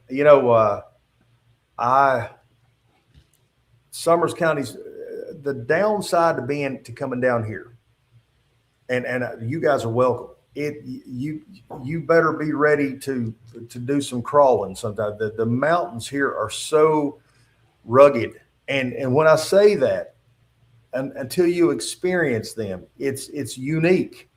I hunt a lot up Anstead, Fayette County. I go to Summersville to fish. This area is very, very rugged and straight up and down. I've asked some people have asked me before. I'm like, hey, man, you're more than welcome. A few friends, but like it's tough. It's tough moving. It may take you 45 minutes to get, 400 yards sometimes, because you got to go all the way down in the holler, cross a little creek, go all the way back to the other side just to get to the other side. And it's straight up and down. But and here we are both willing to do it.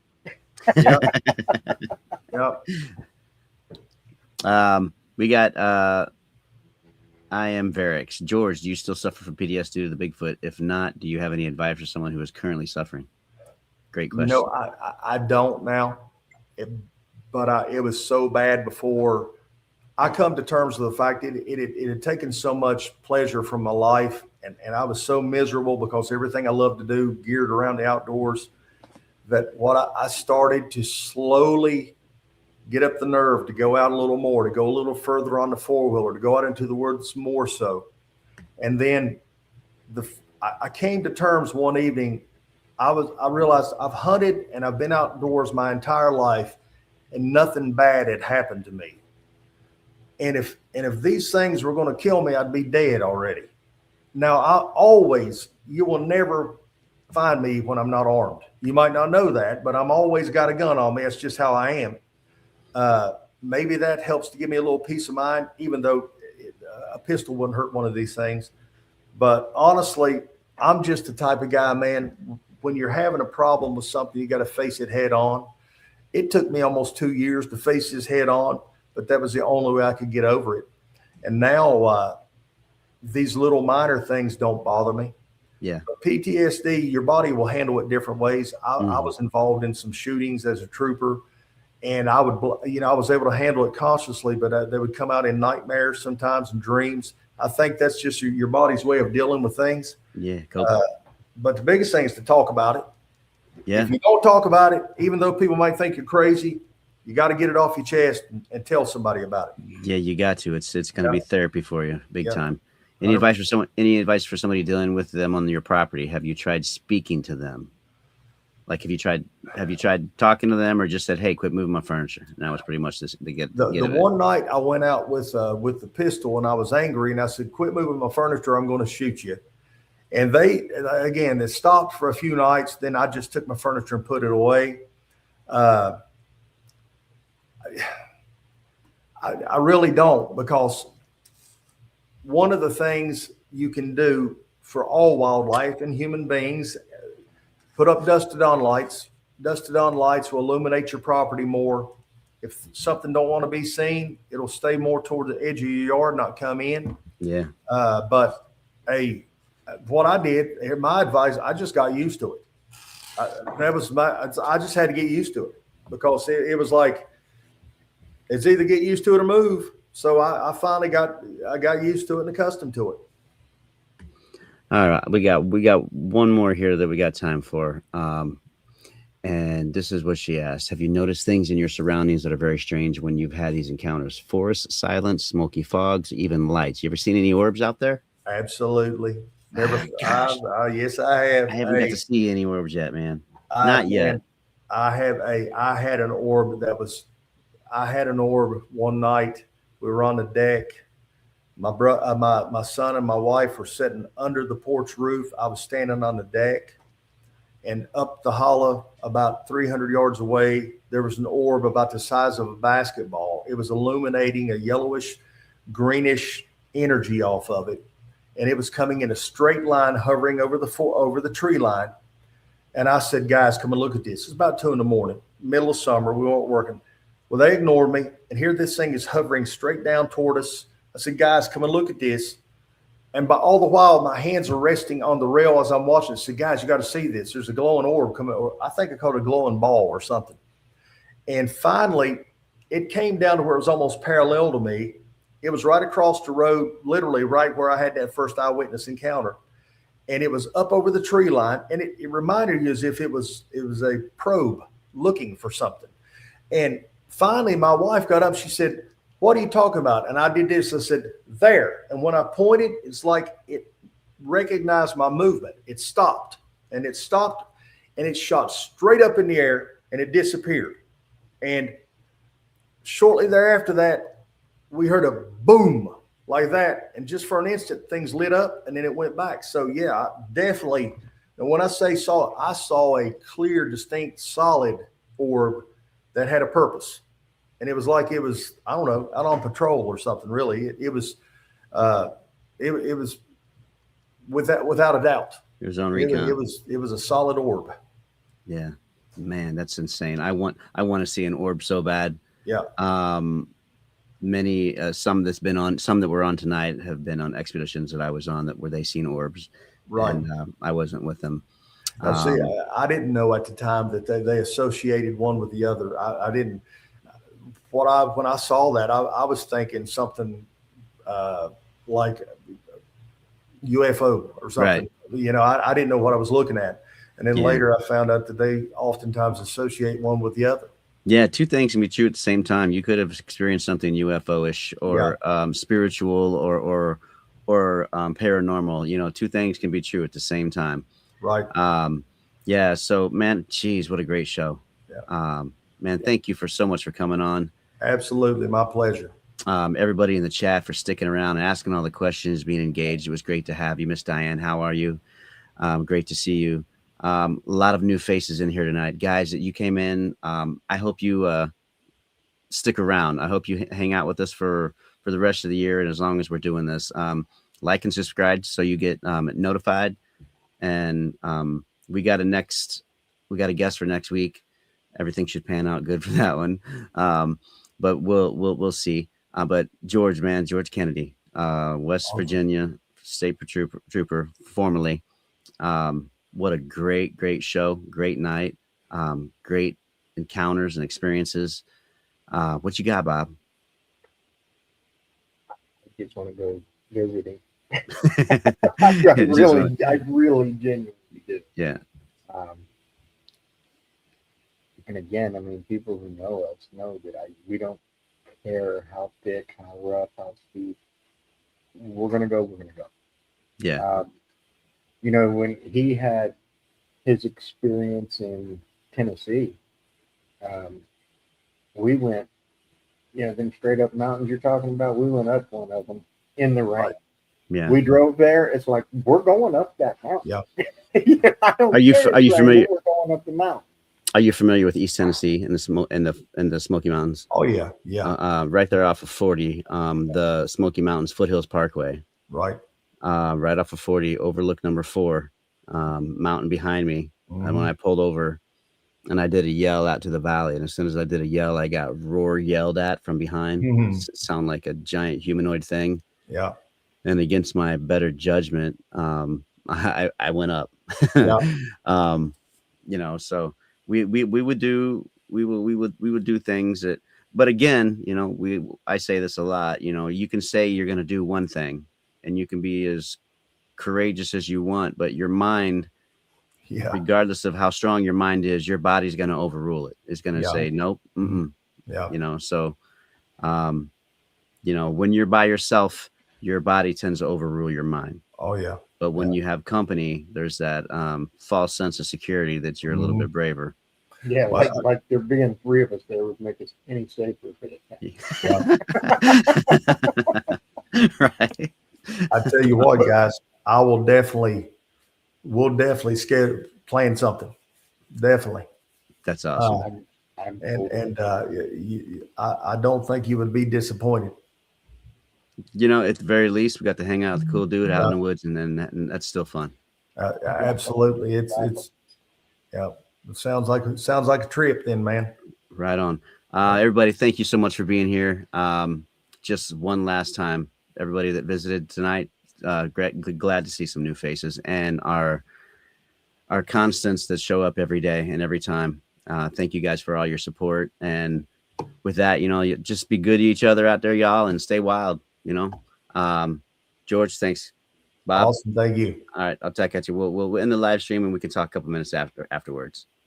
Take care, everybody. Have a great night. See you next week.